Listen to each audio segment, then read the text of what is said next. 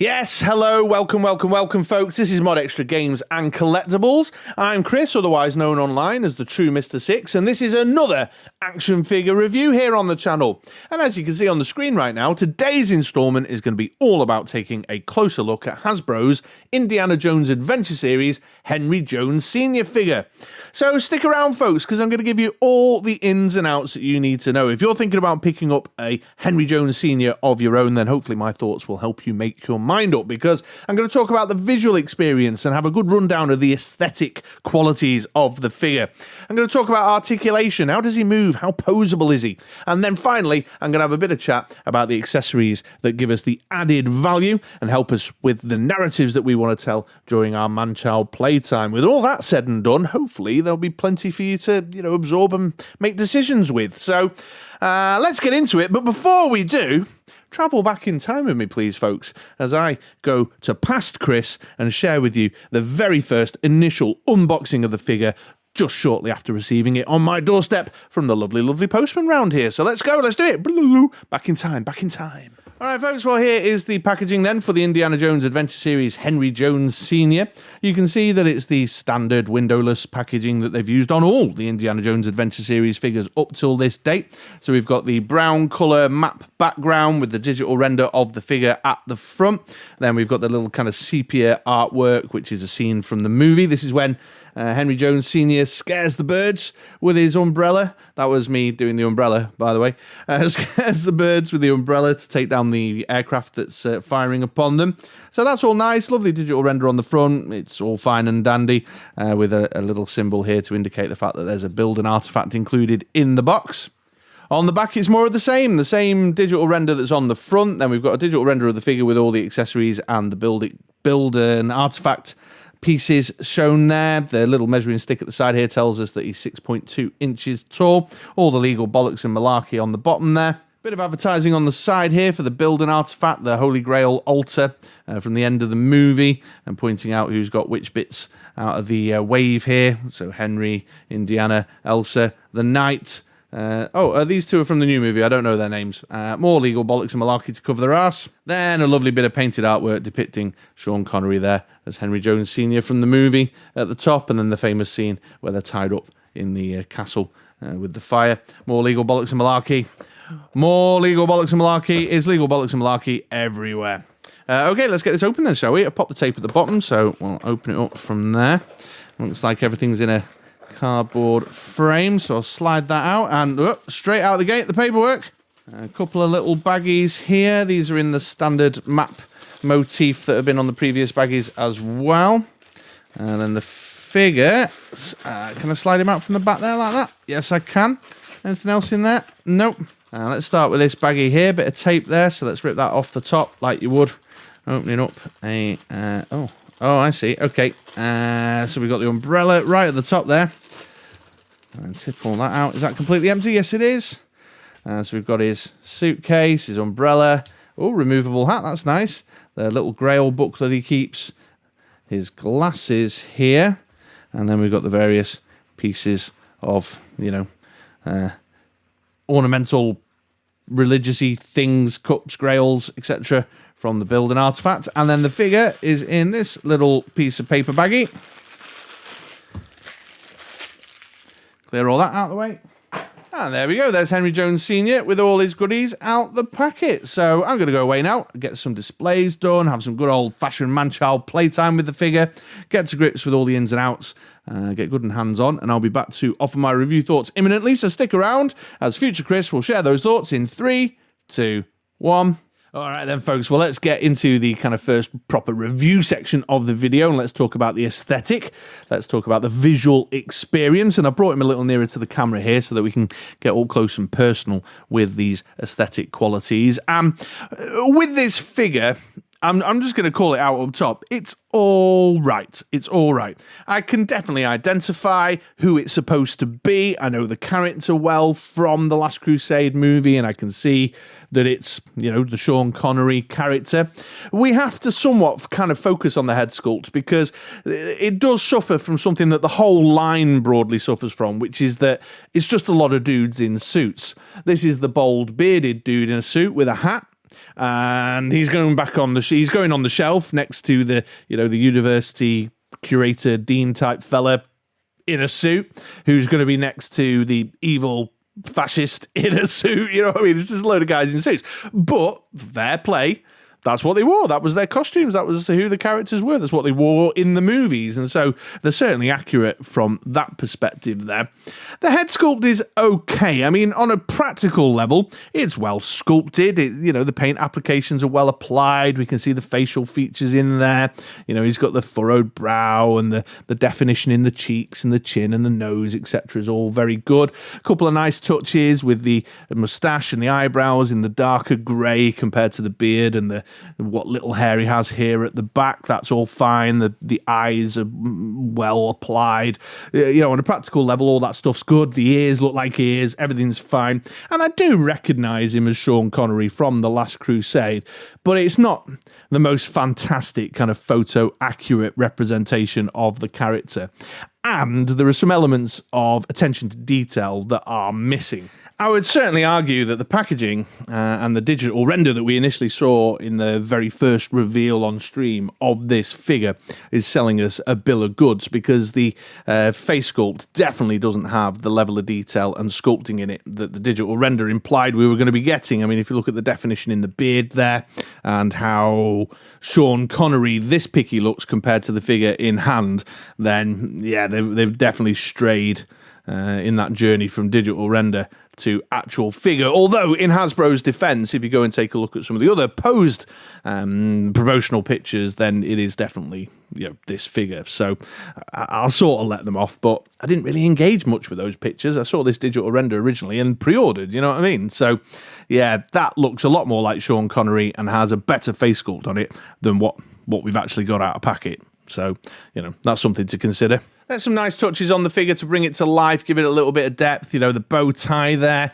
is slightly mistied and a little bit untidy, and you've got the paint applications to give it a little bit of a floral pattern or like a polka dotty pattern, which is a nice touch. We've got the tailoring in the suit with the collar and the pockets and everything throughout, which is okay. It's not particularly textured, although there's some folds and bunching up on the sleeves and in the trousers, which is fine. The waistcoat underneath the jacket there is quite nice.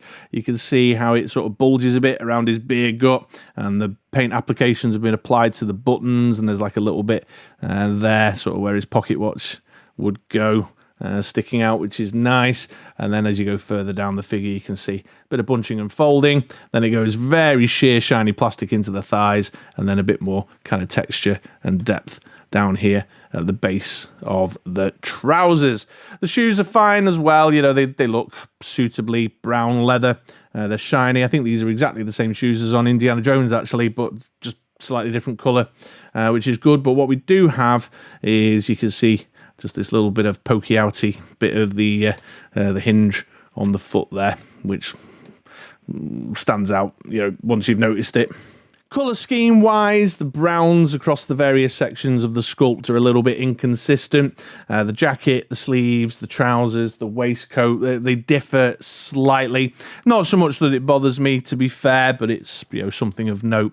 Certainly the arms look a lot shinier, and the legs look a lot shinier than the jacket and waistcoat in the main body there. But they tend to, that's a YouTube reviewer who's staring at it perhaps longer and more intently than the average individual would, looking for the shelf look, the shelf presence of the figure. So you'd be forgiven for dismissing that, I suppose, because I'm perhaps looking at it in a bit more detail than most. The shirt collar is an interesting design decision. So it's actually moulded onto the neck. So if I pull his head back there, you can see this gap that appears here, and this can be a bit fiddly, bit of a faff. And so if you're trying to do some interesting stuff with his head motion, you might find yourself popping the shirt collar up there, and the only way to bring it back down is to pull the whole piece, the neck and the head together, which is a bit disappointing. Also, I don't know if you can see there, but the paint applications are a little bit loosey-goosey and untidy around the neck. There's a bit of white coming up onto his skin tones there, which is fine because that's largely disguised by the head and the beard, but it exists. But more to the point, this the fact that the collar's been joined to the neck has caused some visual problems, because some of the poses I've tried to put him in, I've ended up creating this gap there. And that's, all I've got to offer, really, in terms of aesthetic. It's good enough. It's suiting my needs with regards to having a Henry Jones Sr. It's one of only 2 Indiana Jones Adventure Series figures that I've picked up, which is an Indiana Jones and a Henry Jones Sr. Although, looking at the back of the box, I have to confess, I've been a little bit further tempted by the knight, but we'll see what happens there. Watch this space. But yeah, it's good enough. It's good enough. I recognise it as Sean Connery. It's fine. So I'm going to kind of give it a bit of a thumbs up. A bit of a thumbs up. I must admit that the visual experience has not been quite as impactful as I would have liked, but what was I expecting? He's dressed like he is in the movie. He's recognisable enough as Sean Connery. So yeah, it's fine. It's all right. It's kind of there. It's not halfway, but it's not a full thumbs up. It's kind of okay.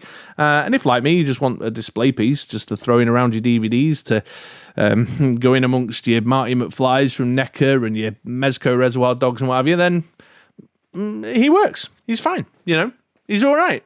That's all I've got. He's not setting the world alight, but I've enjoyed him nonetheless in terms of visual experience. So yeah, that's what I got.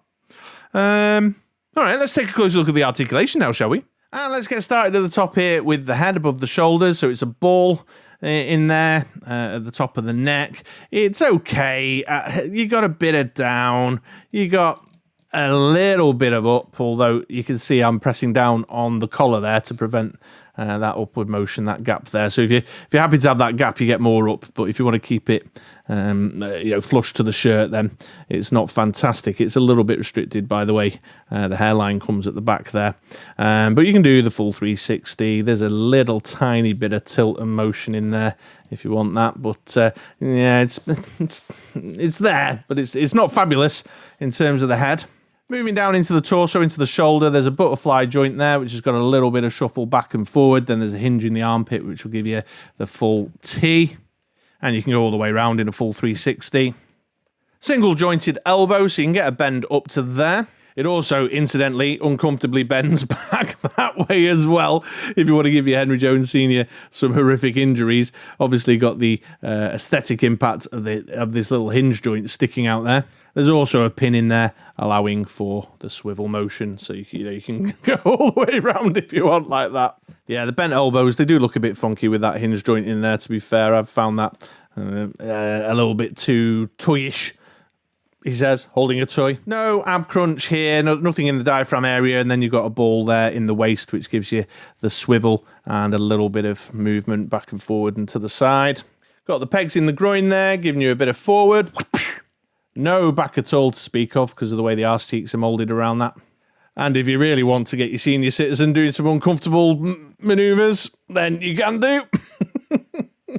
Swivel there at the top of the thigh. Single knee joint giving you a bend to there, and then that's also got the pin in it to do some swiveling. And then the hinge and rocker in the feet around the shoes there. This is a little bit crunchy. It remains a bit crunchy, even though I put a bit of heat on it the other day. The rockers are not so fantastic, but I'm sure they'll loosen up in time.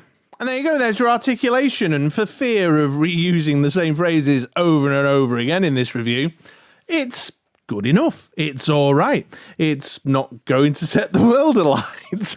I just feel like I'm in repeato mode today. But let's face it, let's call it out for what it is. What type of poses are you actually going to be seeking to put your Henry Jones Sr. into? You know what I mean? So there's something to be considered as to how much the articulation allows you to pose the figure compared to what type of poses you would actually be looking to do. And it's kind of like the McFarlane figures, really. This is a display piece through and through with a bit of action figure articulation. I don't consider it a big play figure, necessarily. I don't know. If you disagree with me, let me know in the comments down below, by all means.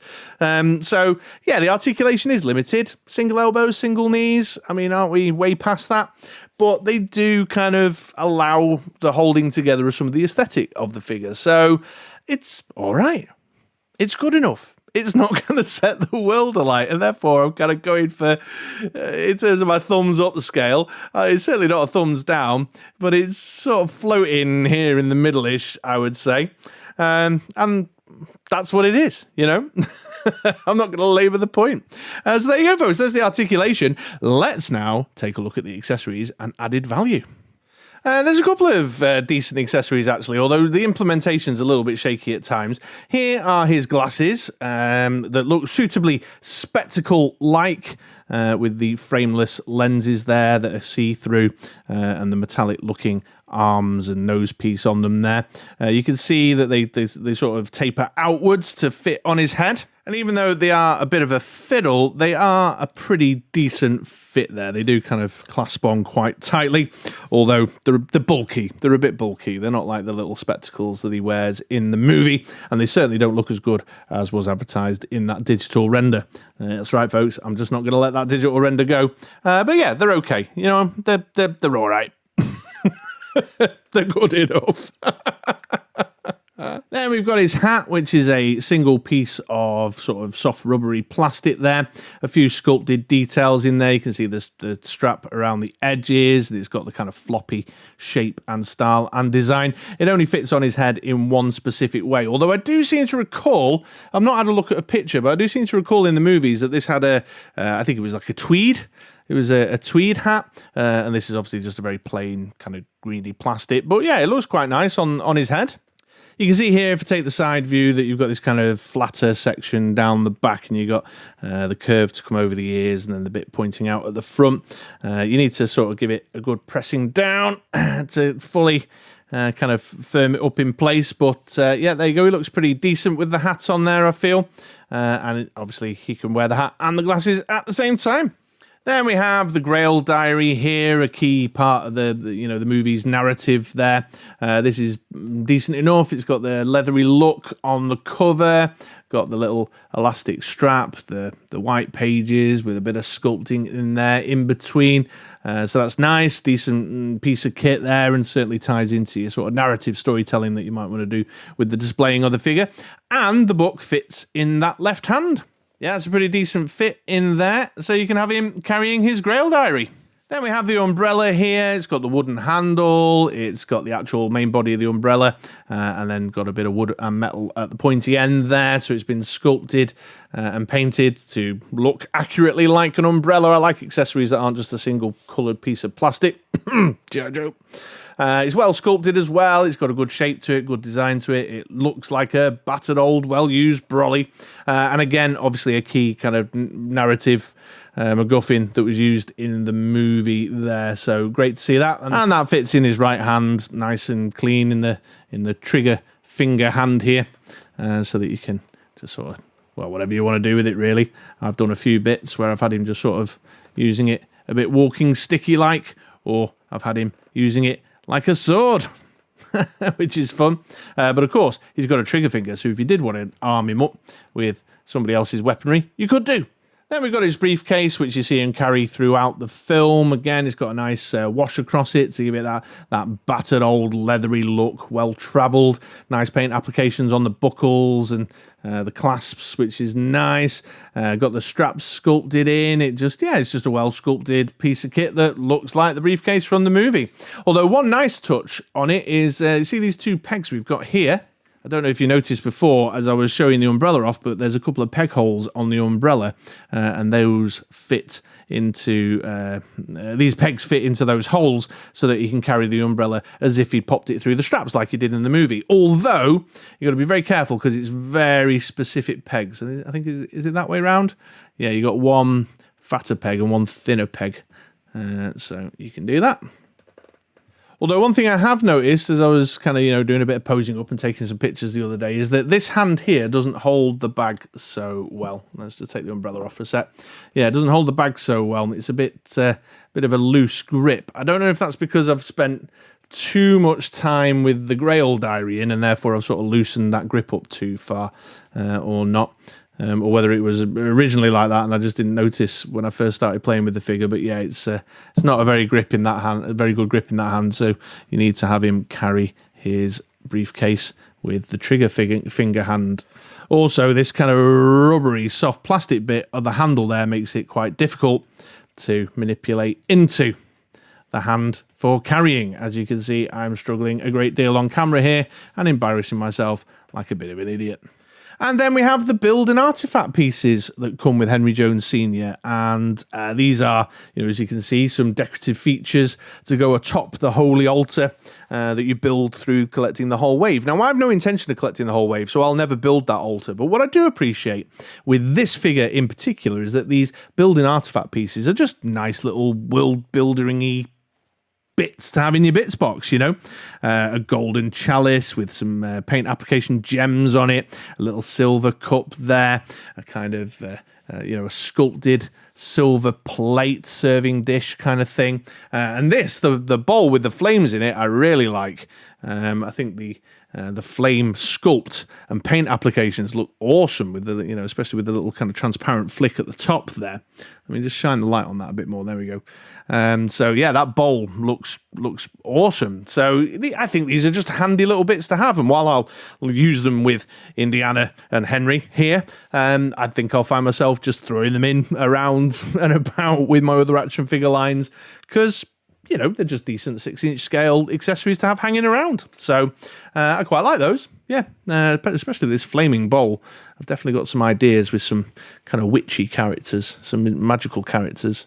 So watch this space on my Instagram. Coming soon. So it's definitely a thumbs up when it comes to accessories. I think it's a good selection. I think it's all on brand, as part of the character's visual identity and, with the narrative of the movie. It helps you with your, with your storytelling, with your world building, with your display. So yeah, I got nothing but good things to say about these. Well sculpted. They give you a little bit of opportunity. The hat and glasses finish off the aesthetic. So yeah, big old thumbs up on accessories. No issues on that front at all from my perspective. Quick figure comparison time now, folks, and here is Henry Jones Sr. with the Indiana Jones. This is from the first wave, the Raiders of the Lost Ark version of the character, just so you can kind of see how the two of them hang out. That's the only other Indiana Jones Adventure Series figure I have to compare him to, though, so it's going to be a bit of a short figure comparison. Although I will very quickly just chuck him in with my Mezco Reservoir Dogs Mr. Pink because, well, if it makes the edit, I mentioned this figure earlier. If it doesn't make the edit, then that's a completely random comparison. Well, here we are then, folks. Here is Henry Jones Sr. going around on the turntable there. This is probably something around the like of which I'll go for when it comes to displaying with Indiana Jones. Get the brolly in there, get the Grail Diary in there. Might chuck the bag in at his feet or something, and I'm not going to labour the point. There's not a great deal else to say. What I will offer is this very insightful and very fresh review thought. He's all right. He's good. He's good enough. He's not going to set the world alight. Oh, I'm so devoid of anything interesting to say about the figure, which I suppose is a review point in its own right. What I will say, though, is that it's about expectations, isn't it? You have to marry that up against what you want the figure to be and what you're going to do with it. As I said earlier, I'll reiterate, I'm just going to display this guy up by all my Lucasfilm stuff, and I've got room on the shelf right in front of my Indiana Jones box set, and that's where him and Indiana are going to go, and I'll be happy with that. It's, it's good enough. It's good enough as a display piece. I'm not going to see myself revisiting this figure a great deal, but I'll be happy with him on the shelf, doing his thing, just giving my Blu-ray collection a bit of a lift next to the other stuff I've got up there. So, yeah, that's it. That's all I've got, really. It's okay. And if you're looking for okay, then this is the figure for you. I'm actually quite charmed and happy with it because my expectations are married up to its capability, and that's that. All right then, folks, well, there we are. I'll wrap it up there. If you have found this useful, then please do take a moment to go hit the thumbs up like button. And if you're not already subscribed, which I know like 70% of you are not, then take a moment to hit that subscribe button. It's just a second for you, but it means ever so much to me. And I'll hopefully see you around these parts again sometime soon for another action figure review, maybe some comic book stuff, maybe some trading card stuff, whatever random collectibles I'm talking about that day. And quick, stop now before he turns around too much. So bye, folks. Bye, bye, bye, bye, bye.